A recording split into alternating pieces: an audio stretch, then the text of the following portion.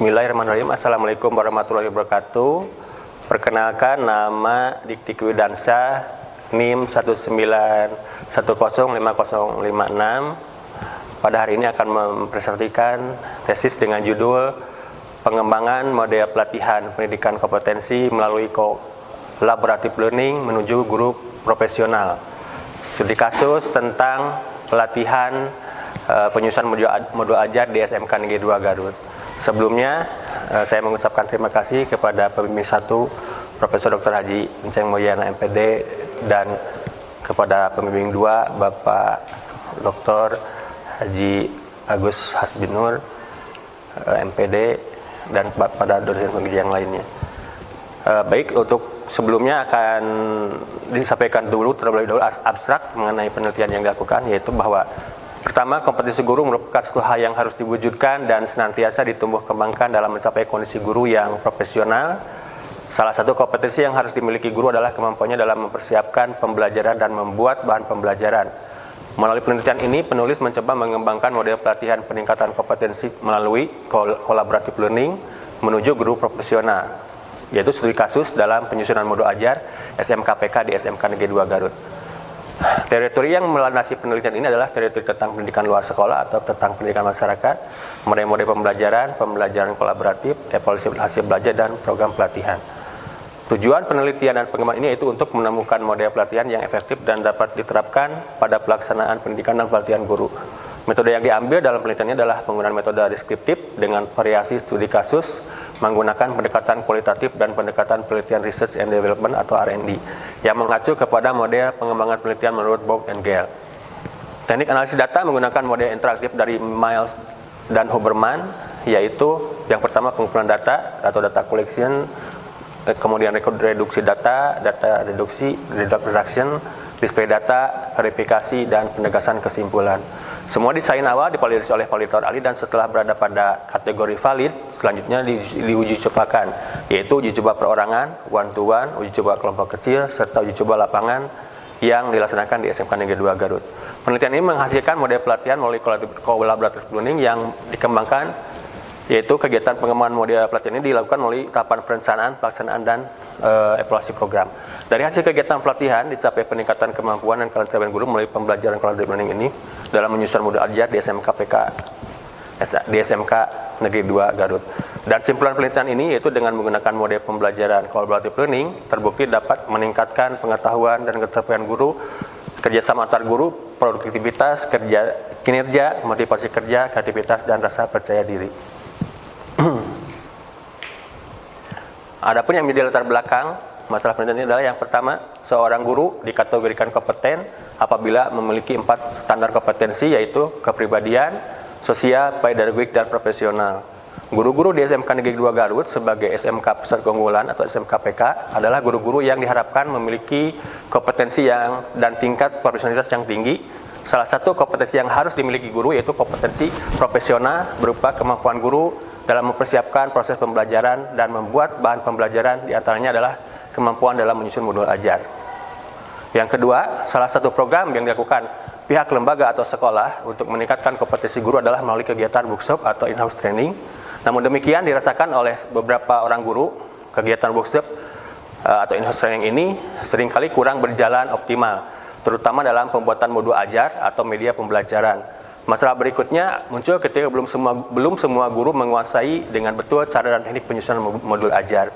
Terkait kondisi tersebut, keberadaan pelatihan yang secara khusus membekali guru-guru di SMK Negeri 2 Garut dalam pembuatan modul ajar merupakan suatu keharusan, dan pihak sekolah atau lembaga, dalam hal ini SMK Negeri 2 Garut mencoba mengatasi masalah pengetahuan dan keterampilan guru-guru tersebut dalam membuat modul ajar dengan melakukan suatu model pelatihan penyusunan modul ajar yang dilakukan dengan menggunakan pendekatan kolaboratif atau collaborative learning. Dan latar belakang yang keempat adalah mengapa harus memilih model pembelajaran kolaboratif. Karena pertama, pembelajaran kolaboratif merupakan esensi pembelajaran atau penyusunan makna yang diwujudkan melalui dialog dan kolaborasi. Kedua, untuk mewujudkan hak belajar setiap warga belajar tanpa terkecuali, yaitu kemampuan akademis tinggi maupun rendah. Ketiga, merupakan sarana memperbaiki warga belajar yang berkemampuan akademis rendah. Dan keempat, meningkatkan warga belajar kemampuan akademis tinggi. Hakikatnya pembelajaran kolaboratif itu bagaimana bisa memberikan kesempatan kepada warga belajar yang memiliki akademis tinggi dengan warga belajar yang memiliki kemampuan akademis rendah untuk sama-sama saling belajar. Bagaimana dengan pembelajaran kolaboratif itu warga belajar yang memiliki akademik tinggi bisa membantu warga belajar yang memiliki akademik rendah, yaitu warga belajar yang memiliki akademik rendah mau bertanya dan mau berbelajar kepada warga belajar yang memiliki akademik tinggi. Paradigma konsep pembelajaran kolaboratif adalah bagaimana warga belajar memiliki kemampuan untuk bertanya dan belajar kepada orang lain. Apa bedanya dengan pembelajaran kooperatif? Kalau pembelajaran kooperatif itu berfokus pada kesatuan ide, pendapat atau pemikiran dalam kelompok, sedangkan pembelajaran kolaboratif berfokus kepada setiap individu. Di mana tujuan pembelajaran kolaboratif bukan mencapai kesatuan ide, tetapi setiap anggota didorong untuk menemukan beragam pendapat atau pemikiran yang dikeluarkan oleh setiap individu dalam kelompok tersebut. Rumusan masalah penelitiannya adalah, apakah pengembangan model pelatihan melalui collaborative learning mampu meningkatkan kompetensi dalam mewujudkan guru profesional di SMK Negeri 2 Garut? Pertanyaan penelitiannya adalah, yang pertama, bagaimana kondisi awal pelatihan peningkatan kompetensi guru sebelum menggunakan model collaborative learning di SMK Negeri 2 Garut. Yang kedua, bagaimana model konseptual pelatihan peningkatan kompetensi guru melalui collaborative learning menuju guru profesional di SMK Negeri 2 Garut. Yang ketiga, bagaimana implementasi model pelatihan peningkatan kompetensi guru melalui collaborative learning di SMK Negeri 2 Garut. Dan yang keempat terakhir adalah bagaimana hasil pelatihan melalui pengembangan model collaborative learning dalam meningkatkan kompetensi guru menuju guru profesional di SMK Negeri 2 Garut. Tujuan penelitian yang pertama adalah menggambarkan kondisi objektif perencanaan pelatihan peningkatan kompetensi guru melalui model collaborative learning dalam mewujudkan guru profesional di SMKN 2 Garut. Yang kedua, tujuannya adalah menggambarkan kondisi objektif pelaksanaan pelatihan peningkatan kompetensi guru melalui model collaborative learning dalam mewujudkan guru profesional di SMK Negeri 2 Garut. Dan yang ketiga, untuk menganalisis dan menggambarkan hasil pelatihan peningkatan kompetensi guru melalui model collaborative learning dalam mewujudkan guru profesional di SMK Negeri 2 Garut. Metodologi penelitian yang digunakan adalah, pertama, dengan menggunakan metode Research and Development atau R&D.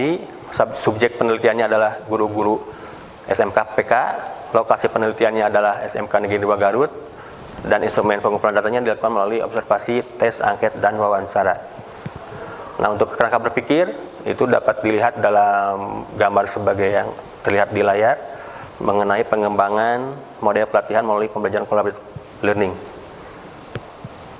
Langkah pengembangan model melalui R&D menurut Bock and Gale yang digunakan adalah melalui tahap-tahap seperti pendahuluan, baik secara konseptual maupun secara empirik, kemudian desain penelitian, dilanjut dengan pengembangan instrumen, kemudian pengembangan model konseptual, kemudian divalidasi oleh pakar ahli dan praktisi, kemudian revisi model, uji coba model, evaluasi hasil uji coba, revisi akhir, dan laporan penelitian.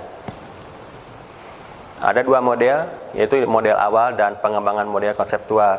Dalam model awal dapat dilihat dalam gambar bahwa dari input pertama kali, kondisi awal kompetensi pada guru itu masih rendah, kemudian dilakukan proses pelatihan, dan didapat hasil bahwa kondisi baru belum meningkat sesuai dengan standar minimal. Maka disusunlah model konseptual pelatihan peningkatan kompetensi guru melalui collaborative learning diawali dengan kondisi awal yang belum meningkat sesuai dengan standar minimal, dilakukan pelatihan melalui model pelatihan collaborative learning, dan dievaluasi, dan hasilnya diharapkan ternyata mampu kondisi baru meningkat sesuai dengan standar minimal.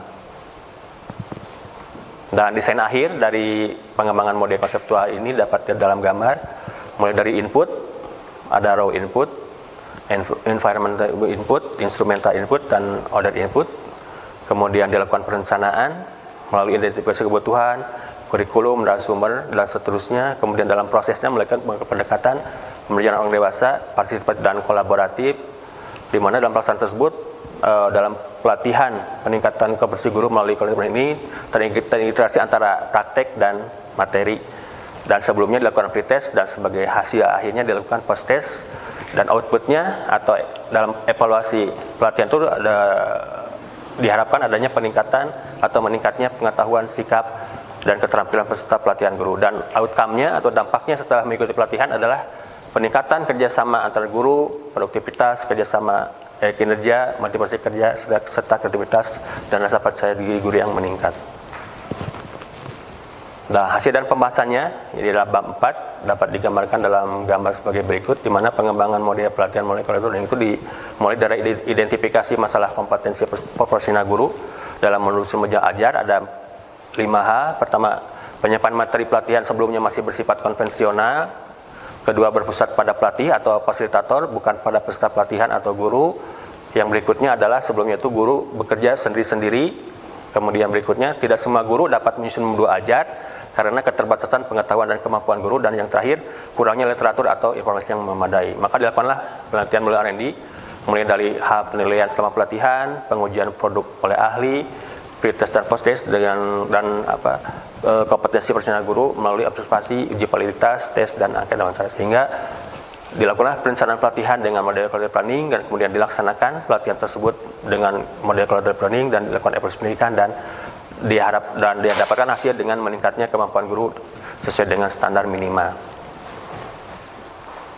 Yang berikutnya adalah hasil dan pembahasannya. Nah, ini pesertanya adalah guru SMK PK dan belum memenuhi kemampuan profesional dalam menyusun modul ajar atau standar minimal. Kemudian dilakukanlah pelatihan, model pelatihannya melalui model collaborative learning, dan hasil pelatihannya adalah yang pertama, meningkatnya pemahaman dan wawasan guru terhadap materi pelajaran yang diampu.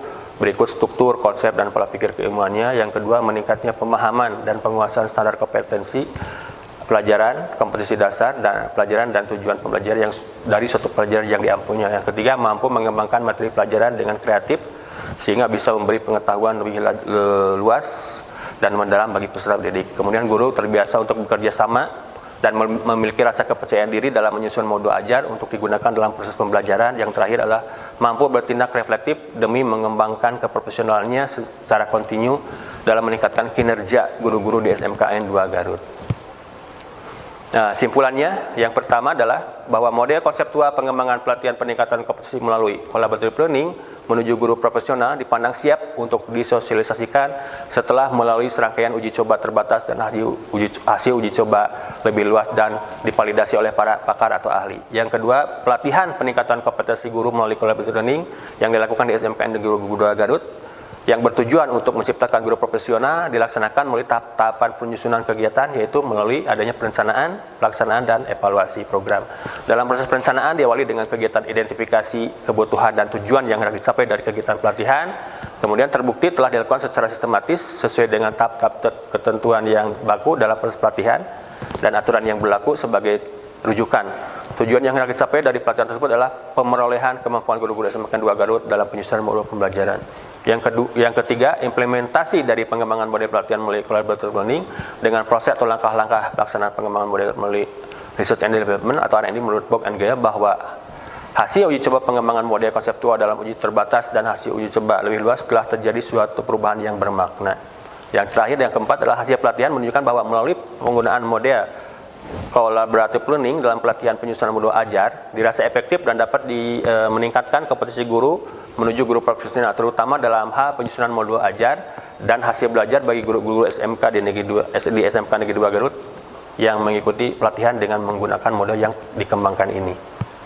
Yang terakhir adalah saran bagi peserta pelatihan, dalam hal ini guru-guru di SMK 2 Garut, sebaiknya memanfaatkan momen pelatihan dengan sebaik-baiknya untuk senantiasa lebih meningkatkan kompetensi dan profesionalitas dalam kegiatan pembelajaran.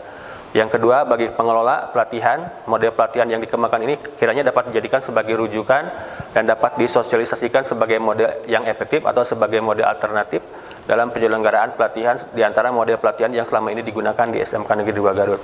Bagi lembaga atau pihak sekolah, dari hasil penelitian ini yang menunjukkan keefektifan dalam hal pelatihan penyusunan modul ajar, tampaknya perlu menjadi agenda tahunan untuk melengkapi kegiatan workshop atau in-house training yang selama ini sudah menjadi agenda awal tahun pelajaran.